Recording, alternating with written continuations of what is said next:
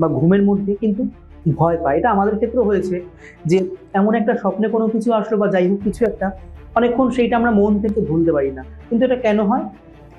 আচ্ছা, এটার একটা কারণ হচ্ছে, এটা একটা রোগ, এটাকে স্লিপ প্যারালাইসিস বলে। আচ্ছা। তো এটার ফলে কি হয়, মনে হয় কেউ যেন আমাদেরকে টেনে নিয়ে যাচ্ছে বা কেউ চেপে ধরছে খুব জোরে, বা হয়তো অনেকটা উঁচু থেকে আমাদের ফেলে দিচ্ছে। একদম এরকম আমার সাথে এরকম হয়েছে এর ঘটনা, আগে। হ্যাঁ, আমার সাথেও এরকম ঘটনা হয়েছে, বহুদিন হয়েছে। তো এইগুলো হচ্ছে যেটাকে আমরা বাংলায় বলি বোবায় ধরা। বোবায় অনেক ধরা সময় মানুষের মুখ থেকে গোঙানির শব্দ শুনতে পাওয়া হয়। যায়।